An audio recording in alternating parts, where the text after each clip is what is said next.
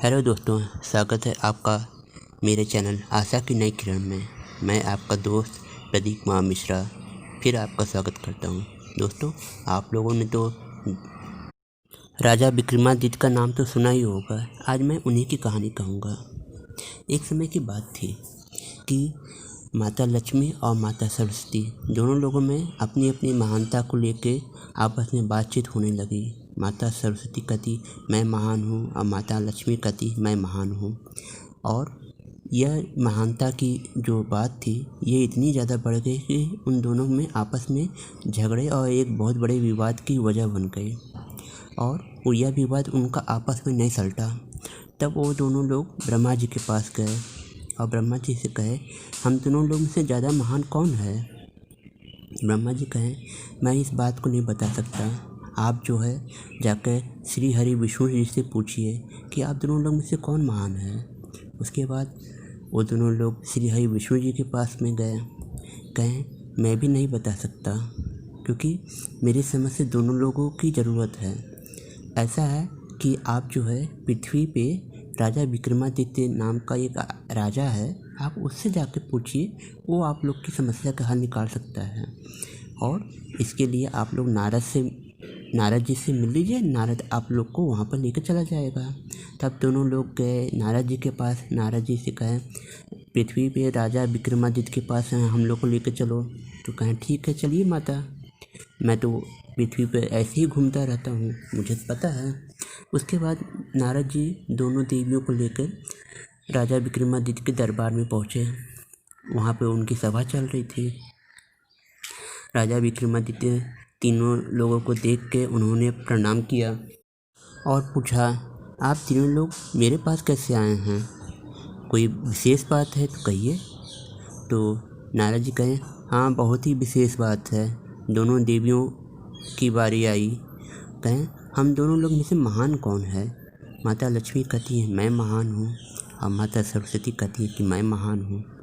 विक्रमादित्य जी जब जो है दोनों लोग की बात सुने तो थोड़ा सा मुस्कुराए और कहें कि समस्या तो वाकई में बहुत ज़्यादा गंभीर है। ऐसा है कि आप लोग मुझे एक दिन का समय दीजिए और उसके बाद कल आप लोग आइए तो मैं ज़रूर आप लोग के इस विवाद का निवारण कर दूँगा। दोनों देवी कहें ठीक है, हम लोग आज जा रहे हैं, कल हम लोग फिर आएंगे। और फिर उसके बाद जो है दोनों देवियाँ चली गईं। जैसे ही दोनों देवियाँ गईं वैसे ही राजा विक्रमादित्य ने अपनी सभा विसर्जित कर दिया और अपना सारा राजपाट अपने पूरे मंत्रियों को दे दिया, अपना सारा राजकोष खाली कर दिया लोगों को, और अपने प्रजा के लोगों को कहा मेरा राज्य छोड़ के आप लोग कहीं और जाके बस जाइए और जब मेरी स्थिति अच्छी हो जाएगी तब आप लोग मेरे पास आइएगा। जितने भी उनके अस्तबल में हाथी घोड़े और जितने भी जानवर थे उन सबको कहें खाली कर दो और सबको खुले में छोड़ दिया जाए। सारे अस्तबल से सारे घोड़े गाय और जानवर हाथी सब छोड़ दिए गए। उसके बाद जो है अगला दिन आया, उनका पूरा महल खाली पड़ा हुआ था। दोनों देवी लोग देखे कि महल पूरा खाली पड़ा हुआ है। फिर आए राजा विक्रमादित्य से पूछे कहें आपका महल तो कल तो भरा हुआ था, आज खाली क्यों है। कहें बस ऐसे ही खाली हो गया है। कहिए आप लोग की मैं बात है उसके लिए मैंने सोच रखा है। कहें हाँ अब बताइए हम दोनों लोग में से कौन महान है। तब राजा विक्रमादित्य ने कहा कहें धन का तो बहुत महत्व है, धन के बिना तो आदमी जो है दरिद्रता की तरह दिखाई देता है, तरह तरह के दुख पाता है, लेकिन ज्ञान के बिना तो आदमी पशु के समान होता है। अगर ज्ञान रहता है तो ही धन आदमी कमा सकता है, अगर ज्ञान नहीं है तो धन भी उसके पास रह के उसको बचा नहीं पाता है। इसलिए ज्ञान की महत्व ज़्यादा है और धन की महत्व उसके बाद है। यह बात सुन के माता सरस्वती तो बहुत खुश हो गई और उसके बाद वहाँ से चली गई। लेकिन माता गुस्से में हो गई और उन्होंने कहा ठीक है तुमने ज्ञान को महान कहा है ना, रखो ना, अब तुम अपना ज्ञान अपने पास रखो और मैं तुम्हारे पास से जा रही हूँ, देखती हूँ तुम ज्ञान के बल पे तुम क्या क्या कर लेते हो। उसके बाद राजा विक्रमादित्य मुस्कुराए, कहें ठीक है और वो वहाँ से चले गए। उसी समय जो है कि उनका जो है बुरा वक्त शुरू हो गया। उसी समय उनके ऊपर शनि की 7.5 की सवारी भी शुरू हो गई और उन पे जो है हर तरह का दुख और तकलीफ़ आना शुरू हो गया। जैसे माता लक्ष्मी उनके महल से बाहर निकली, उनके महल टूटना शुरू हो गया और राजा विक्रमादित्य अपने सिंहासन से उठे और धीरे धीरे करके अपने महल से बाहर आने गए। उनके महल के खंभे, दीवार सब गिर गई। जैसे ही राजा विक्रमादित्य अपने महल के बाहर आए, पूरा उनका महल जो है खंडहर बन गया और उन्होंने अपने मन में कहा, मैं तो ये जानता था कि जब मैं ये निर्णय लूँगा तो इसका यही परिणाम होगा। उतने में शनिदेव फिर आए और कहें, राजा विक्रमादित्य, अगर तुम चाहते हो कि तुम्हें सब कुछ मिल जाए, अभी भी माता लक्ष्मी को तुम कह दो कि महान है, मैं जाके तुम्हारा सारा राज्य तुमको वापस करवा सकता हूँ। तो उन्होंने कहा, नहीं, मैंने एक बार निर्णय ले लिया है, ज्ञान महान है और धन उसके बाद। कहें ठीक है, तब अपना नतीजा देखने के लिए तैयार रहना। कहें ठीक है। उसके बाद कई महीनों तक, दिनों तक जंगल राजा विक्रमादित्य घूमते रहे। कभी कुछ खाते, कभी नहीं खाते। एक दिन उन्हें बहुत ज़्यादा भूख लगी तो उनके सामने जो है एक नदी था। वो नदी देखे, कहें इसमें से मैं मछली मार के भूज के खा भी लेता हूँ और नहा भी लेता हूँ। उन्होंने पहले मछली पकड़ा और उसे भूजा और भूजने के बाद जो है उसको रख दिया। कहा कि मैं थोड़ा सा नहा के आऊँ और उसके बाद खाता हूँ। जैसे ही वो नहा के आया, देखिए वो भूजी मछली ज़िंदा होके नदी में जाके कूद गई और मुस्कुराए। कहें, मैं कितना अज्ञान हूँ कि जब माता लक्ष्मी जो है मुझसे नाराज़ हैं तो मुझे खाने के लिए कैसे मिल सकता है। अगर उनकी यही इच्छा है तो मैं नहीं खाता हूँ। और उसे विधि का विधान मान कर वो वहाँ से चल देते हैं।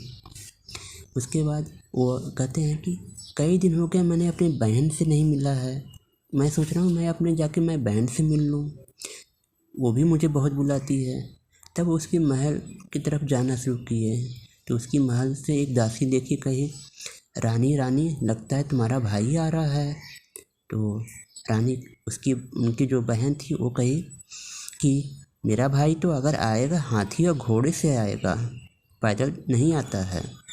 तो कही, नहीं रानी, आपका भाई जो है पैदल ही आ रहा है और उसका चेहरा भी मिल रहा है उसी से। तो उनकी जो बहन थी वो भी देखी, कही, हाँ बात तो सही कर रही हो, लेकिन ये तो इतना भिखारी की तरह आ रहा है। ऐसा है, इसको महल में लेके मत आना, अगर ये मुझसे मिला तो मेरे सम्मान में बहुत ठेस पहुँचेगा। इसको तुम ही बातचीत करना और इसे नौकरों के कमरे में लेके जाके बैठाना। जैसा उनकी बहन ने कहा था वैसा दासी ने किया। राजा विक्रमादित्य को जहाँ नौकर रहते हैं वहाँ पे कमरे में लेके गई और एक टूटी हुई चारपाई पे बैठा दिया। राजा विक्रमादित्य ने देखा तो उन्हें थोड़ा सा तकलीफ़ हुआ। उसके बाद जो है महल का जितना भी जूठा हुआ था एक पत्तल पे करके उनके सामने रख दिया गया और दासी ने कहा, आपके लिए यही भोजन है, आप खा लीजिए। उसके बाद राजा विक्रमादित्य को बहुत ही अपार कष्ट हुआ और उनके कष्ट के कारण उनके आँखों से आंसू निकलने लगे और तब उन्होंने अपने मन में कहा कि अगर धन है तो सब रिश्ते और नाते सब पूछते हैं, अगर धन नहीं है तो कोई नहीं पूछता है, यही भाई बहन का प्यार होता है। और उन्होंने कहा, अगर मेरी बात में सत्यता होती है तो धरती माँ तुम अब फट जाओ और इस पत्तल को तुम अपने पास ले लो और जब मैं आपसे मांगूंगा तभी इसको वापस देना। और उसके बाद जैसे उन्होंने कहा, वो तो भाई धार्मिक थे और उनके हर बात में सत्यता हमेशा रहती थी। तुरंत धरती फट गई और उन्होंने पत्तल को उठा के धरती माँ की गोद में डाल दिया और धरती अपने आप फिर से बंद हो गई और वे बहुत ही ज़्यादा दुखी हुआ और अपनी बहन के यहाँ से निकल गए। वो कई दिनों तक ऐसे ही पैदल चलते रहे और उसके बाद एक रात में उनको डाकुओं का सामना हुआ। डाकू ने उन्हें घेरा, कहें, तुम कौन हो, कहाँ से आए हो। तब उन्होंने कहा, मेरा नाम राजा विक्रमादित्य है। कहें, राजा विक्रमादित्य अगर तुम हो तब तो तुम तीनों कालों को जानते होगे। कहें, हाँ मैं तीनों कालों के बारे में जानता तो हूँ। कहें, अगर तुम हो तो हमारा भविष्य बताओ। अगर तुमने हमारा भविष्य बता दिया, ये सोने की ईंट मैं तुम्हें दे दूँगा। कहें ठीक है। उन्हें अपने ज्ञान के ऊपर पूर्ण विश्वास था। उन्होंने उन लोग का हाथ देखा, भाग्य जाना, लेकिन अपने मुंह से उन लोग को बता नहीं पाया। और उन्होंने सोचा कि ये तो ऐसे ही बस अपने आप को राजा विक्रमादित्य कह रहा है, और ईंट तो देना एक तरफ। उन्होंने गुस्से में आके उनका जो है दोनों हाथ और पैर काट के एक अंधे कुएं में उठा के फेंक दिया। जब उन्होंने उनको अंधे कुएं में उठा के फेंक दिया, तब उन्हें फिर अपने गलती का पछतावा हुआ। कहा मैंने फिर गलती कर दिया। अगर सोने की ईंट में तो माता लक्ष्मी का वास है, इसलिए मैं शायद उन लोग के बारे में बता नहीं पाया। और वो अपने इस गलती का पछतावा किए, और हमेशा ही ईश्वर के ऊपर उनका अटूट विश्वास था। और उस अंधे कुएं में भी वो सिर्फ ईश्वर का ही ध्यान करते थे, सबका आवाज़ लगाते थे, कोई भी उनकी आवाज़ सुन ले और उनको बाहर निकाले, लेकिन कोई भी उनकी आवाज़ नहीं सुनते थे। वो कई महीनों तक उसी अंधे कुएं में पड़े रहे। फिर उसके बाद उस अंधे कुएं के पास में एक दिन एक तेली जा रहा था। तेली को उनकी आवाज़ सुनाई दी। तेली आया, कहा तुम कौन हो? तब अंदर से आवाज़ आई, मैं राजा विक्रमादित्य हूँ। तो वो कहें ठीक है। उसके बाद जो है उन्होंने कहा कि तुम मुझे इस अंधे कुएं से बाहर निकालो। कहें अगर मैं तुमको अंधे कुएं से बाहर निकालूँगा तो मुझे क्या मिलेगा? कहें तुम जो कहोगे वो मैं काम करूँगा। उसके बाद जो है तेली जो है किसी भी तरीके से रस्सी से बांध के उनको जो है अंधे कुएं से बाहर निकाला। जब बाहर निकाला तो बड़ा आश्चर्य हो गया कि उनके दोनों हाथ और दोनों पैर कटे हुए हैं। ये सब कैसे हुआ? तब उन्होंने कहा डाकुओं ने मेरा हाथ पैर काट दिया। कहें क्यों काटा तुम्हारा हाथ पैर? कहें कि मैं उनका भविष्य नहीं बता पाया इसलिए। कहें तुम तो राजा विक्रमादित्य हो, तुम तो बता सकते हो। कहें नहीं, मैं नहीं बता सकता क्योंकि मेरे ऊपर माता लक्ष्मी रुष्ट हैं। और कहें ये तो बहुत लंबी कहानी है, छोड़ो इस बात को। कहें अच्छा ये बताओ, सब बात छोड़ो कि तुम मेरा काम करोगे कि नहीं करोगे? तुम राजा विक्रमादित्य थे कि कौन हो, हमको उससे मतलब नहीं। तुमने मुझसे कहा था अगर तुम मुझे कुएं से बाहर निकालोगे मैं तुम्हारा सारा काम करूँगा। कहें हाँ हाँ मैं बिल्कुल काम करूँगा। कहें मेरा तेल पेरोगे? कहें हाँ। उसके बाद उसको अपने घर तेली लेके आया। राजा विक्रमादित्य को देखते ही उनके जो पत्नी थी बहुत गुस्से में हो गई। हैं बिना हाथ बिना पैर के आदमी तुम लेके आए हो, ये क्या तुम्हारा काम करेगा? बल्कि इसके लिए भी मुझे खाना बनाना पड़ेगा। तब राजा विक्रमादित्य कहें ए देवी, तुम तनिक भी परेशान मत हो। तुम लोग का जो भी कुछ थोड़ा बहुत बचा रहेगा, और एक रोटी भी अगर तुम दे दोगी तो मैं थोड़ा सा खा लूँगा। बस अपने यहाँ मुझे थोड़ा सा काम करने दो। और उसके बाद कहीं ठीक है। और उसके बाद जो है वो उनके यहाँ तेल पेरने का काम शुरू कर देते हैं। जो तेली जो था वो लकड़ी पे राजा विक्रमादित्य को बांध देता था, और दिन भर जो है बैलों को हाँका करते थे। ऐसे ऐसे दिन बीतते रहे। तेली का व्यापार अच्छा होने लगा। तेली थोड़ा सा और बड़ा व्यापार करने लगा। फिर उसके बाद जिस नगर में तेली रहता था उस नगर के राजा की राजकुमारी की शादी पड़ी। तो राजा ने कहा तेली मुझे इतना तेल चाहिए, तुम दे सकते हो? कहा दे सकता हूँ। और वो कहा तो दिया, लेकिन अंदर जब अपने घर आया तो सोचने लगा इतना तेल मैं कैसे निकाल पाऊँगा। तब उसने राजा विक्रमादित्य से कहा।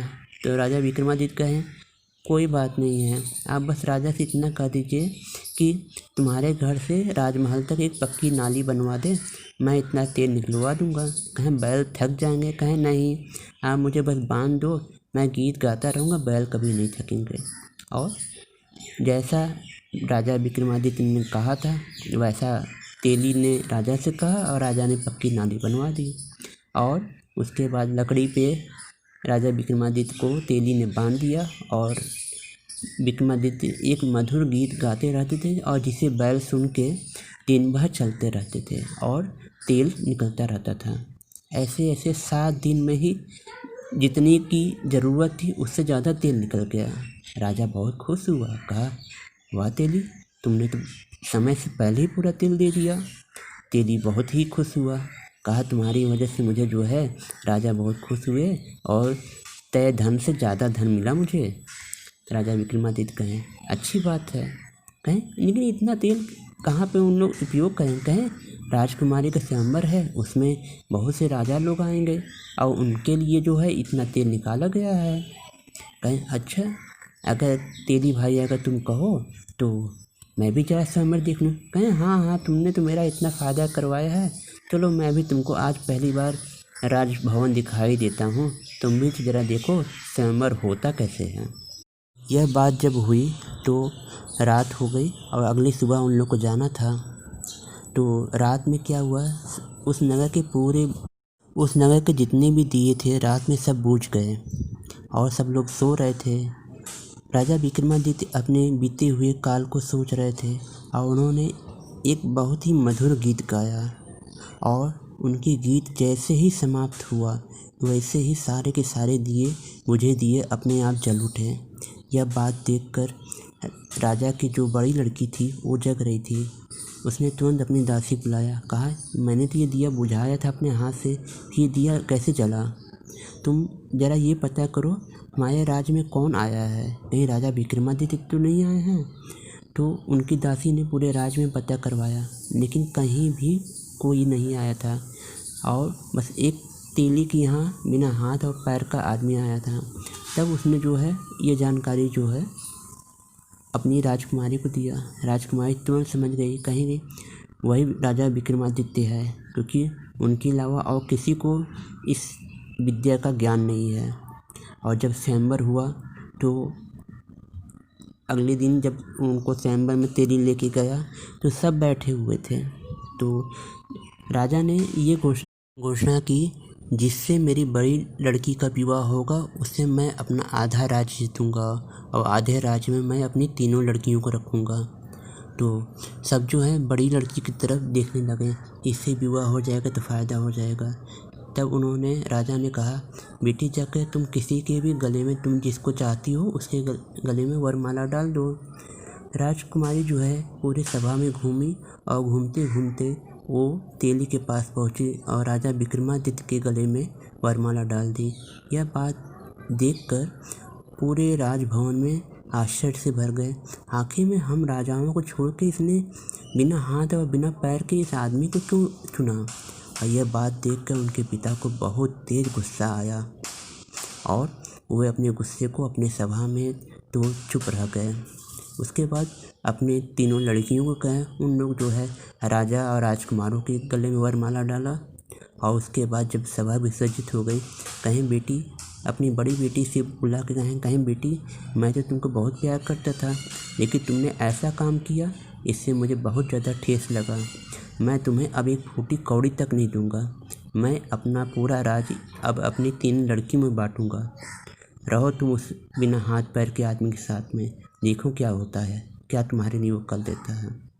और उसके बाद जो उनकी बड़ी लड़की थी वो बहुत दुखी होकर राजा विक्रमादित्य के पास में गई, कही कि और उन्होंने कहा कि तुमने मुझसे, राजा विक्रमादित्य कहें तुमने मुझसे क्यों विवाह किया? कहें मैं जानती हूँ कि आप राजा विक्रमादित्य हैं। कहें कैसे तुम्हें पता चला? कहें कि कल नगर के सारे दिए बुझ गए थे लेकिन अपने आप जल गए। मुझे दिए जलाना की कला तो सिर्फ आप ही के पास है और आप ही राजा विक्रमादित्य हैं। राजा विक्रमादित्य समझ गए कि ये मेरे बारे में सब कुछ जानती है। तो कहें कि ठीक है, तुम मुझसे विवाह किया है तो मैं अब तुम्हारी हर इच्छा का सम्मान करूंगा और तुमसे प्रेम करूंगा। और उसके बाद राजा विक्रमादित्य ने उसे स्वीकार कर लिया और दोनों लोग साथ में रहने लगे। और जो राजकुमारी के पिता थे उन लोग को एक टूटी सी झोपड़ी दे दिए, कहें तुम अपने पति को लेकर इसी में रहो, और वहीं वो रहने लगी। और राजा विक्रमादित्य के साथ में ही बहुत खुशी थी, लेकिन उसकी जो 3 बहनें थी वो हमेशा अपनी बड़ी बहन को ताना देती और चिढ़ाती। लेकिन उनकी बड़ी बहन कहती, मुझे पता है मैंने किससे विवाह किया है, इनकी पत्नी बनना तो कितने सम्मान की बात है। और उसके बाद ऐसे बीतते रहा। उसके बाद जो है कि एक दिन क्या हुआ, तीनों बहनों के पति जो हैं शिकार करके आए और अपने घर में खाना बनवाने लगे। तो उनकी अपनी बहनों के पास में कहें थोड़ा सा हमको भी दे दो, मैं भी और मेरे पति भी खा लें। कहें अगर तुमको इतना ही इच्छा है तो तुम अपने पति से कहो, तुम्हारा पति जाकर शिकार करे। ये तो मेरे पति ने शिकार किया, इसलिए मैं ही बस करूँगी और तुमको तो एक कुछ भी नहीं मिलेगा। यह बात सुनकर उनको बहुत दुखी हुआ और रोने लगी। राजा विक्रमादित्य के पास में गई तो राजा विक्रमादित्य कहें तुमने वहाँ क्यों गई? अगर तुम्हारी इच्छा थी तुम मुझसे कहती, मैं तुम्हारी हर इच्छा को पूरा करूँगा। तुम बस अपने पिता के यहाँ से एक घोड़ा लेके आओ, मैं तुम्हारे लिए शिकार करके ले आऊँगा। तब वो अपने पिता के पास गई, कही पिताजी मुझे एक घोड़ा चाहिए। तो कहें घोड़ा पे कौन बैठेगा? तुम बैठोगी कि तुम्हारा बिना हाथ पैर वाला पति बैठेगा? कहे आप बस एक घोड़ा दे दीजिए। तो उनके राज्य का जो सबसे खराब घोड़ा था, जो सबको काटता था, वही घोड़ा जो है उन्होंने अपनी लड़की को दिया। कहा ये घोड़ा लेके जाओ और अपने पति को दे दो। उसके बाद वो घोड़ा जैसे ही राजा विक्रमादित्य को देखा वैसे ही शांत हो गया, क्योंकि वो घोड़ा जो था राजा विक्रमादित्य का था। उसने राजा विक्रमादित्य के अलावा कभी भी अपने पीठ पे कभी किसी को बैठने नहीं दिया और उसे सब लोग जंगली घोड़े के नाम से बुलाते थे। राजा विक्रमादित्य को पास गया और उनसे बहुत ही ज़्यादा स्नेह करने लगा। राजा विक्रमादित्य ने अपने घोड़े को पहचान लिया। कहे तुम यहाँ आ गए थे? कहे उसने सर हिला के कहा हाँ। और उसके बाद जो है उसने जो है उनकी जो रानी थी घोड़े के पीठ पे उसको बैठा दी और उनको रस्सी से बांध दी और तीर कमान दे दी कि आप मुंह से तीर चला लीजिएगा। तो उन्हें तो सारी विद्या आती थी। घोड़ा लेके उनको जो है जंगल की तरफ तेज़ी से दौड़ा और एक सूअर उनको दिखाई दिया। और सूअर जो है उधर जो है उनके 3 बहनों के भी पति आए हुए थे। उन लोग भी उसी सूअर को दौड़ा रहे थे, लेकिन उन लोग से पहले जो है राजा विक्रमादित्य ने तीर चलाया और तीर जैसे ही सूअर को लगा, उस सूअर ने कहा हाय रे विक्रमादित्य, मैं तुमसे बचने के लिए तुम्हारे राज्य से निकल के मैं यहाँ आया, तुम यहाँ भी आके मुझे मार डाले। और यह बात जो है पूरे राजभवन में तक सुनाई दी। सब लोग कहें राजा विक्रमादित्य यहाँ आए हैं। और जो उनकी बहनों के पति थे वो भी आश्चर्य से भर गए कि ये राजा विक्रमादित्य हैं, क्योंकि जो है एक सूअर जो है एक मनुष्य की आवाज़ निकाल के ये सारी बातें कहा। उस समय शायद जो है माता लक्ष्मी का प्रकोप उनके ऊपर ख़त्म हो गया था और 7.5 की दशा भी ख़त्म हो गई थी। जो उनकी पत्नी के पिता थे उन्होंने राजा विक्रमादित्य को राजभवन में बुलाया, उनसे बहुत ही क्षमा मांगा और उनको जब अपने हाथ से खाना खिलाया तो पहले कवर में उनके सोने के 2 ठो हाथ निकले, दूसरे कवर में उनके 2 ठो चांदी के पैर निकले और उनका पूरा शरीर ठीक हो गया। उसके बाद उन्होंने राजा विक्रमादित्य को ढेर सारा उपहार दिया और धन दौलत के साथ में हाथी घोड़ों के साथ में अपनी लड़की के साथ में विदा किया। उसके बाद राजा विक्रमादित्य जब जा रहे थे अपने राज्य को वापस, तो उनकी जो पत्नी के पिता थे कहें अब आपका राज्य बिल्कुल ठीक हो गया है, अब आप जाइए और रास्ते में जो भी दिक्कत होगी हमारे साथ में आपके साथ में हमारी सेना जाएगी। वो अपने हाथी घोड़े के साथ में वो अपने राजभवन की तरफ जा रहे थे। तो कहें जरा रुको मैं अपनी बहन के यहाँ भी हो जाऊँ। तो उसके बाद जो है बहन के यहाँ जाने लगे। दासी ने फिर देख लिया, कहें रानी रानी लग रहा है तुम्हारा भाई फिर से आ रहा है। कहें हाँ अब की बार मेरा भाई आ रहा है, देखो हाथी पे बैठ के आ रहा है, यही तो मेरा भाई है। और अब की बार उसने दासी को नहीं कहा, वह खुद गई उसके स्वागत के लिए। तो कही भैया कैसे हो? कहें मैं तो ठीक हूँ बहना। कहें चलिए राजभवन। कहें नहीं नहीं राजभवन में तो मुझे बहुत घुटन होती है, ऐसा है जहाँ मुझे पिछली बार बैठाई थी वहीं चलो बैठता हूँ। और उसके बाद वो वही नौकरों के कमरे में गया और उसी चारपाई पे बैठा। और उसके बाद उसकी बहन ने तरह तरह के खाने लेके आए। कहे नहीं तुमने तो जो मुझे पिछली बार खाना दिया था वही मैंने नहीं खाया है। तब उन्होंने धरती माता को फिर से कहा माँ मैंने जो आपको पत्तल दिए थे वही पत्तल मुझे वापस दे दो। और यह बात सुनते धरती फिर से फट गई और वो पत्तल उनके हाथ में आ गया। वो पत्तल लेकर उसके बाद जो है वो और उनकी जो पत्नी थी वो खाए। कहें बहन, आदमी जो होता है धन से महान नहीं होता है। क्या धन नहीं है तो अपने भाई को पहचाना नहीं जा सकता है? इस बात को सुनकर उनकी बहन बहुत ही ज़्यादा लज्जित हुई और चुप हो गई। उसके बाद राजा विक्रमादित्य अपनी रानी के साथ में आगे बढ़े। रास्ते में फिर वही नदी पड़ी, तो उसमें जैसे ही राजा विक्रमादित्य उस नदी के पास में पहुँचे, भूनी मछली भी नदी से निकल के फिर उसी जगह आ गई। राजा विक्रमादित्य कहे, देखो रानी, ये वही मछली है जिसको मैंने खाने के लिए भून के रखा था, लेकिन ये उसमें ज़िंदा होके नदी में चली गई थी। आज देखो अच्छा समय आया है, फिर से वहीं पे आ गई है। और वो और उनकी रानी जो है उस मछली को खाए और अपने राजभवन में आए। राजभवन जैसे ही पहुँचे, देखे पूरा राजभवन ज्यों का त्यों बन गया, सारी प्रजा आ गई, सब कुछ पहले से ज़्यादा अच्छा हो गया। तब शनिदेव आए, कहें, धन्य हो राजा विक्रमादित्य, तुमने सत्य का दामन ऐसा पकड़ा, चाहे तुम्हें कितना भी कष्ट हुआ लेकिन तुमने सत्य को नहीं छोड़ा। राजा विक्रमादित्य कहें, ये तो आपकी महानता है कि आपने मेरी इतनी कठिन परीक्षा ली और मैं आपकी परीक्षा में सफल हुआ। कहें, आज के बाद तुम्हें कभी भी किसी की तरह की दिक्कत नहीं होगी और इस पृथ्वी पर तुम्हारे जैसा कोई दूसरा राजा भी नहीं आएगा। और उसके बाद शनिदेव वहाँ से चले गए। माता लक्ष्मी आई, उन्होंने कहा, मेरी परीक्षा में तुम तो पूर्णतः सफल रहे राजा विक्रमादित्य। वाकई में तुमने सही कहा कि ज्ञान के बिना तो लक्ष्मी कभी नहीं मिलती है। तुम्हारा ज्ञान ही था कि मेरे क्रोध को धीरे धीरे करके शांत कर दिया। तुम सही कहते थे, अगर ज्ञान है तो लक्ष्मी के आने का भी रास्ता है। तुम्हारा ज्ञान ही मुझे वापस लेके आया। उसके बाद माता लक्ष्मी चली गई और राजा विक्रमादित्य खुशी खुशी फिर से अपना राजपाट करने लगे। दोस्तों, मेरी ये कहानी यहीं समाप्त होती है। सचमुच में ज्ञान है तो धन भी आता है, सम्मान भी आता है और प्रतिष्ठा भी बढ़ती है, लेकिन अगर ज्ञान नहीं है तो ये सब भी रह के भी टिकता नहीं है। दोस्तों, मैं अपनी बात यही समाप्त करता हूँ। अगर आप लोग को मेरी ये कहानी पसंद आए, इसे लाइक करें, शेयर करें, सब्सक्राइब करें। दोस्तों, अब मैं आप लोग से इजाज़त लेता हूँ। अगली कहानी में फिर मिलूँगा, तब तक के लिए नमस्कार।